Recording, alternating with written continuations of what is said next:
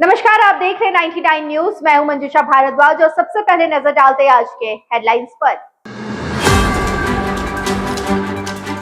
CM Hemant Soren ने की मन से बड़ी घोषणा, कहा आने वाले समय में 18 से 20 साल की युवतियों को भी मिलेगा मैया सम्मान योजना का लाभ।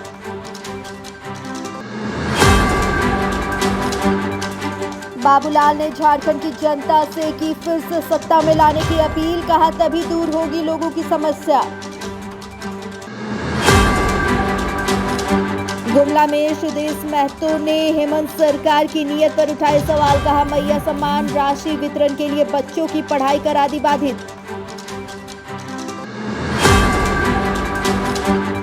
तेजस्वी के बयान को लेकर सियासी बयानबाजी, बीजेपी ने कहा लालू के राज्य में अपराधियों को मिलता था संरक्षण। तेजस्वी ने कहा बिहार में डबल इंजन की सरकार फेल। बिहार के छपरा में ऑर्केस्ट्रा के दौरान गिरा छज्जा, 100 से ज्यादा घायल, महावीरी जुलूस में जुटी थी भीड़।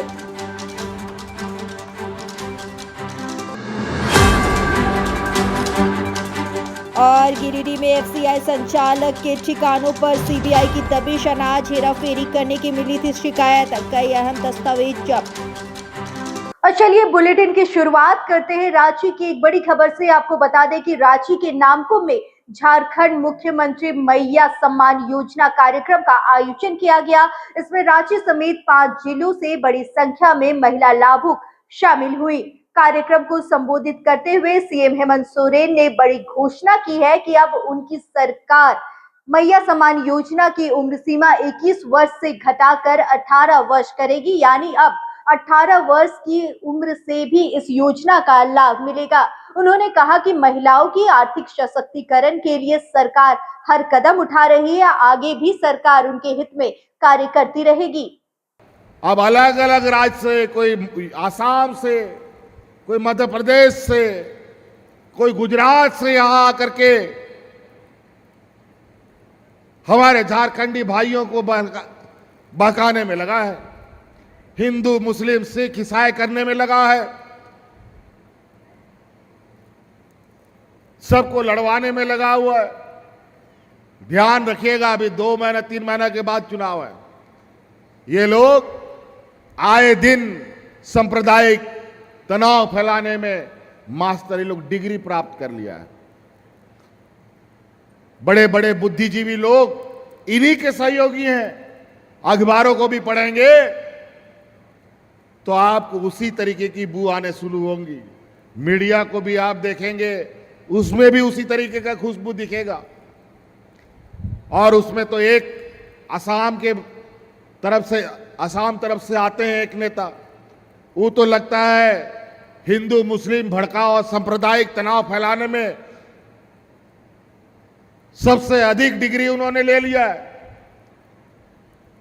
आए दिन फुर्र से झारखंड आते हैं और यहां पर तनाव का माहौल बनाने लगते हैं, कभी सरकार गिराने में लगते हैं, कभी हिंदू मुस्लिम करने में लगते हैं। आगामी विधानसभा चुनाव को लेकर आजसू पार्टी रेश हो गई है और अपनी पार्टी को मजबूत करने के लिए कोई कसर नहीं छोड़ रही है। इसी सिलसिले में आज सुप्रीम कोर्ट के अधिवक्ता आशुतोष वर्मा ने अपने सैकड़ों साथियों के साथ आजसू पार्टी का दामन थाम लिया। हरमू में आजसू पार्टी के केंद्रीय कार्यालय में आयोजित मिलन समारोह में पार्टी के अध्यक्ष सुदेश महतो की उपस्थिति में उन्होंने पार्टी की सदस्यता ली। इस मौके पर आजसू सुप्रीमो सुदेश महतो ने कहा कि विधानसभा चुनाव में हमारी जीत सुनिश्चित है। होम मिनिस्टर से मिला, मैंने कहा कि राज्य के कुछ बड़े विषय हैं जिसको लेकर मैंने वहाँ रखा है। जब वो समय पर या पटल पर आ जाएंगे तो मैं उसको बताऊंगा कि किन इश्यूज को लेकर हम आगे गए थे। राजनीति मात्र केवल सीट का बंटवारा और वोट लड़ना नहीं। मैं एज ए लीडर, इस राज्य का प्रतिनिधि, मैंने कहा था कि लोकल चेहरा हमारा होगा पार्लियामेंट में।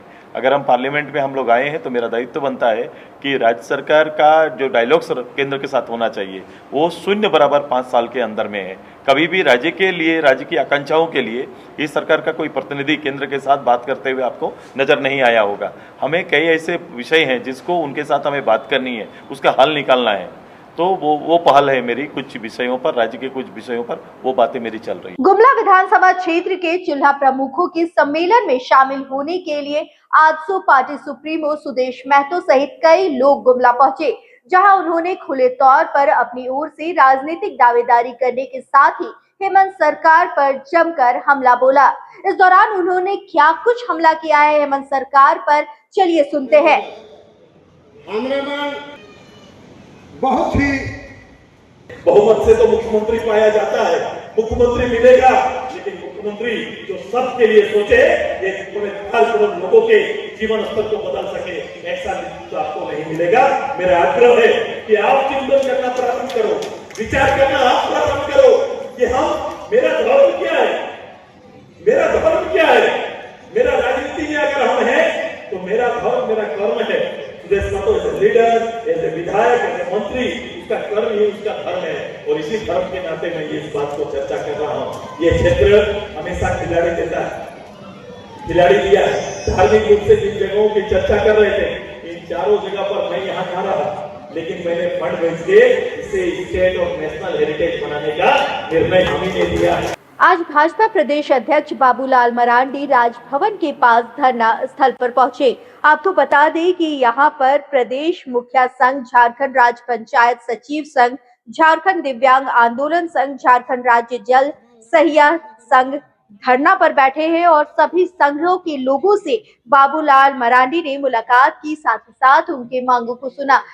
इस दौरान उन्होंने लोगों से सत्ता में वापस लाने की अपील की, साथ ही साथ उन्होंने कहा कि जब वह सत्ता में आएंगे तभी लोगों की समस्या दूर होगी। साथ ही साथ उन्होंने और भी क्या कुछ कहा है, चलिए सुनते हैं खुद बाबूलाल मरांडी की जुबानी। बाबूलाल मरांडी जिंदाबाद, पूर्व मुख्यमंत्री बाबूलाल मरांडी जिंदाबाद।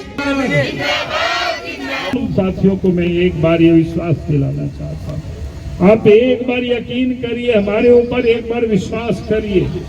जब इस प्रदेश में अवसर मिलेगा भारतीय जनता पार्टी को, आपकी जो समस्या है, संविधान में जो प्रदत्त अधिकार है मुखिया लोगों के लिए, वो सारे अधिकार समुचित ढंग से वो पंचायतों को सौंप दिए जाएंगे। मजबूत नहीं होगा, ग्राम सभा मजबूत नहीं होगा, तब तक ये लोकतंत्र या डेमोक्रेसी भी मजबूत नहीं होगी।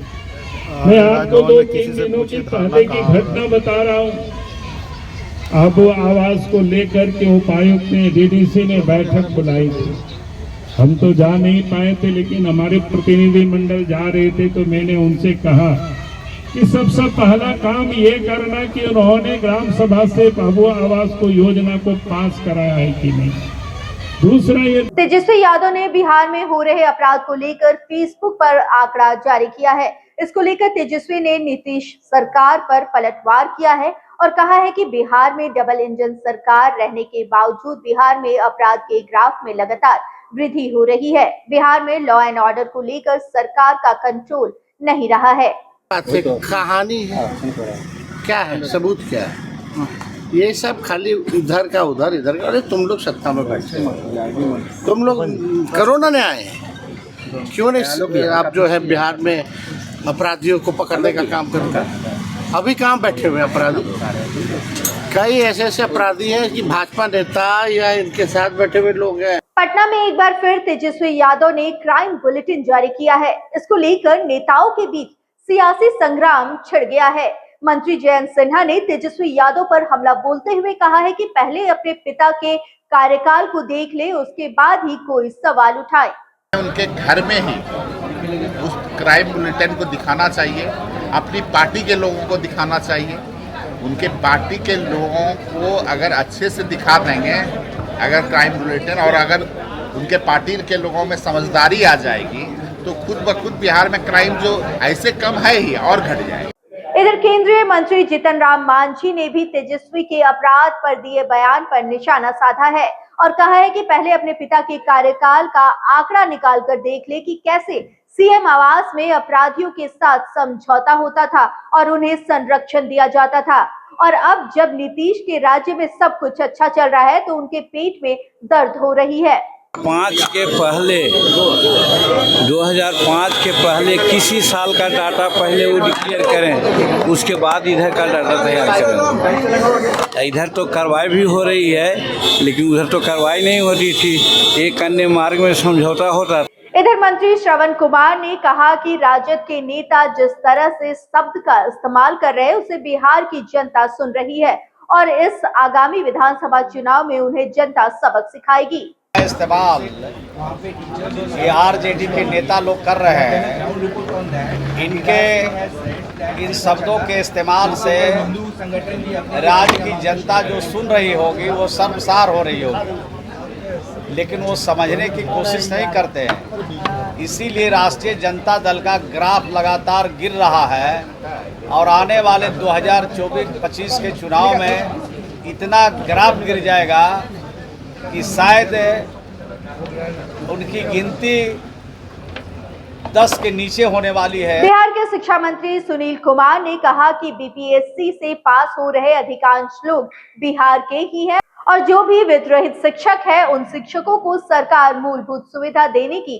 कोशिश कर रही है कि जिसके तहत उनको कुछ सुविधाएं, मूलभूत सुविधाएं देनी होती हैं, तो जहां मूलभूत सुविधाएं नहीं थी या कमियां थी, उनके जो कोर्स से उनको सस्पेंड किए गए हैं टेम्परेरी, लेकिन उनको भी कोशिश करनी चाहिए कि जो वहाँ पर सुविधाएं हैं या अन्य हड़ताएं होती हैं स्कूलों में। भूमि सुधार मंत्री दिलीप जायसवाल ने तेजस्वी पर तंज कसते हुए कहा है कि तेजस्वी यादव जब से बिहार की सत्ता से आउट हुए हैं उस समय से वो अनाप शनाप बयानबाजी कर रहे हैं। सही मायने में अब उनके पास कुछ काम नहीं बचा है, इसीलिए वे नीतीश कुमार की छवि गिराने की कोशिश कर रहे हैं। कि जितना अपराध बिहार में हो रहा है, करीब 70% लोग प्रतिपक्ष के ही संबंध के हैं, उनके कहीं न कहीं उनसे नजदीक लोग सब हैं। सीएम नीतीश ने जयप्रकाश नारायण अंतर्राष्ट्रीय हवाई अड्डा का नवनिर्माणाधीन टर्मिनल का निरीक्षण किया। इस दौरान सीएम ने वहां पर चल रहे निर्माण कार्य का जायजा लिया और उसे काम को जल्द से जल्द पूरा करने का निर्देश दिया। इस मौके पर वहां पर बिहार के सरकार के मंत्री विजय चौधरी, डिप्टी सीएम सम्राट चौधरी और राज्यसभा सांसद संजय झा भी मौजूद थे।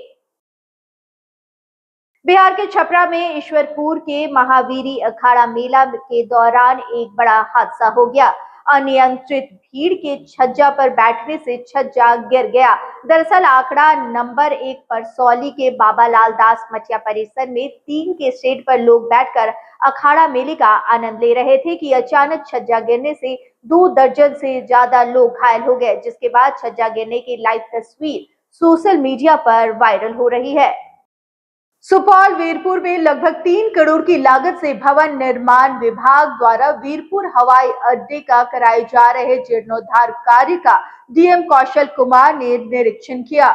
डीएम ने बताया कि वीरपुर हवाई अड्डे का वर्तमान रनवे हवाई जहाज के उतरने के दृष्टिकोण से पूरी तरह से दुरुस्त नहीं है। रनवे को ठीक ठाक करने का काम फिलहाल जारी है। इसी बीच भवन निर्माण विभाग के द्वारा 3 करोड़ की लागत से वीआईपी रूम और गार्ड रूम बनाने की योजना है। अभी हम लोग रनवे जो वीरपुर में है 1200 मीटर का रनवे है और 67 मीटर चौड़ा है। इसका रनवे की स्थिति तो ठीक नहीं है, इसलिए मंत्रिमंडल सचिवालय विभाग से करीब 5 करोड़ की योजना सैंक्शन हुई है। यहाँ पे ओकेशनली लोग वीआईपी लोग आते रहते हैं तो ट्रेन करने में दिक्कत होती है, इसलिए रनवे को ठीक ठाक किया जा रहा है। साथ ही साथ यहाँ पे जो बाउंड्री वॉल कहीं कहीं टूटा उसको हम लोग सिक्योर कर लेंगे और बिल्डिंग विभाग से भी इसमें एस्टिमेट गया है 10 करोड़ का, तो बहुत जल्द सैंक्शन हो जाएगा। इसमें हम लोग बाउंड्री वॉल थोड़ा ऊँचा करेंगे, एक वीआईपी लाउंज बनेगा, एक जनरेटर रूम, गार्ड रूम वगैरह बनेगा।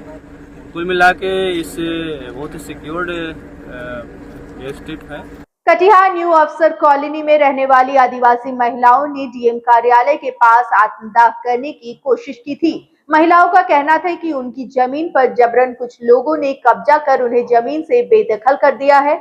इस मामले को लेकर पुलिस ने दोषियों पर कार्रवाई करने का भरोसा दिया था।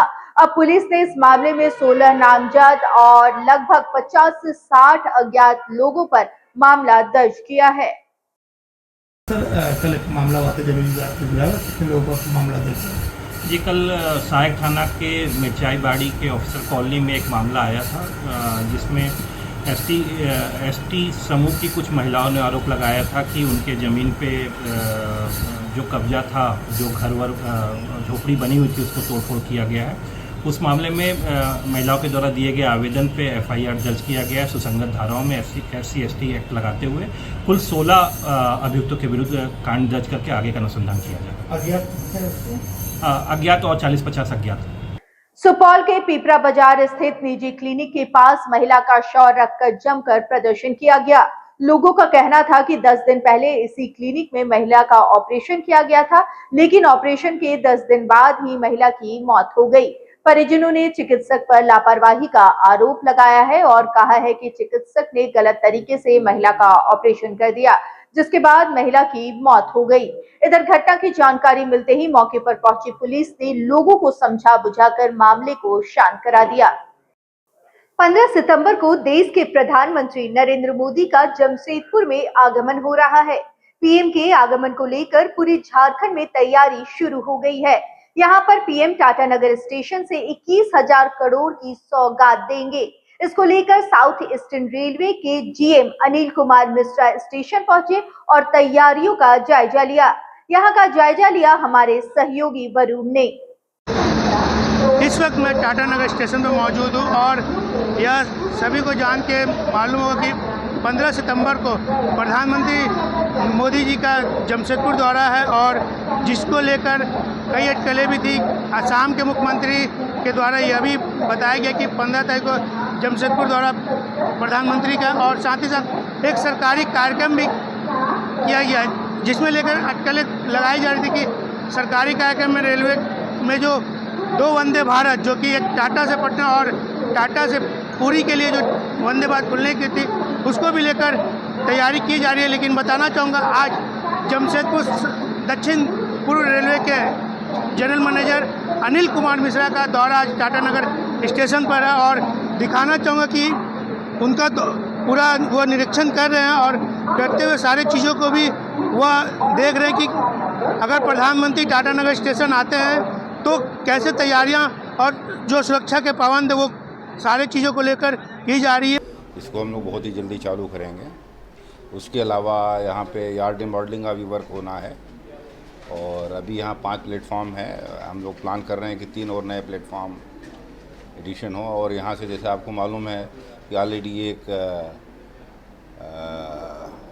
वंदे भारत यहाँ से गुजरती हैं और अभी प्लान है कि एक और वंदे भारत यहाँ से उड़ीसा के लिए और कुछ समय के बाद यहाँ से पटना के लिए भी चालू होगी। तो उसी के मेंटेनेंस और की फैसिलिटी को देखने के लिए आज मैं आया हूँ और उसी संदर्भ में हम लोग इसका निरीक्षण कर रहे हैं। सर, प्रधानमंत्री की आने की बात हो रही है, क्या कुछ सच है? नहीं, अभी तक कोई हमें ऑफिशियल ऐसी कोई अभी सूचना नहीं मिली है, लेकिन शायद प्रधानमंत्री ऑनरेबल प्राइम मिनिस्टर टाटानगर में उनका पदार्पण हो सकता है। तो उस दिशा में भी हम लोग अगर वंदे भारत का उद्घाटन उनके करकमलों द्वारा होना हो तो उसकी भी हम लोग तैयारी करेंगे ताकि शॉर्ट नोटिस में हम लोग उसको कर पाएँ। यह तैयारी भी की जा रही है कि आने वाले 15 सितंबर को वंदे भारत का इनॉग्रेशन है, जो कि टाटा से पटना और टाटा से उड़ीसा जो पुरी के लिए जानी है वंदे भारत, जो सारे रूट में तैयार हो चुके हैं और सिर्फ आदेश की प्रतीक्षा की जा रही है। जैसे ही आदेश मिलता है उसके बाद सारी चीज़ों को की जाएगी। जब तक के लिए आप देखते रहे 99 न्यूज़। मैं जमशेदपुर से वरुण कुमार।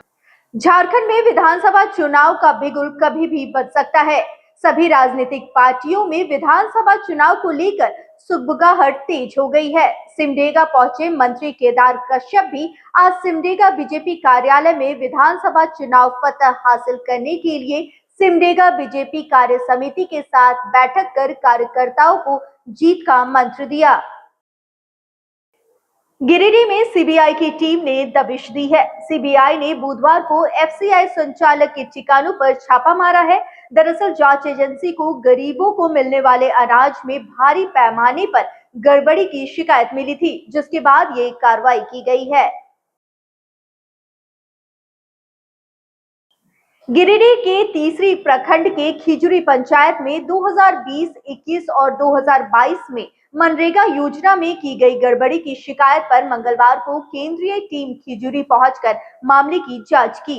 इस दौरान केंद्रीय टीम में शामिल अधिकारियों ने खिजरी पंचायत में मनरेगा योजना के तहत बनाए गए डोभा का निरीक्षण किया। इस दौरान एक भी डोभा स्थल के पास बोर्ड नहीं पाया गया, जिसके कारण जांच टीम में शामिल अधिकारी मौके पर ही रोजगार सेवक व अन्य कर्मियों पर भड़क उठे।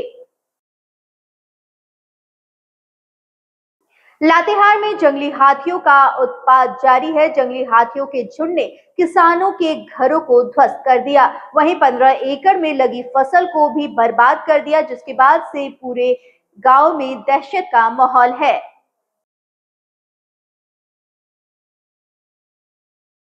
गुमला के शहरी और ग्रामीण क्षेत्रों में लोगों को योजनाओं का लाभ देने के उद्देश्य से सरकार आपके द्वार कार्यक्रम का आयोजन किया गया था, लेकिन इस कार्यक्रम में लोगों की भीड़ नहीं देखने को मिली। यहां पर जायजा लिया हमारे सहयोगी सुशील कुमार सिंह ने। सरकार के द्वारा एक अभियान शुरू किया गया था, आपकी योजना आपके द्वार आपकी सरकार।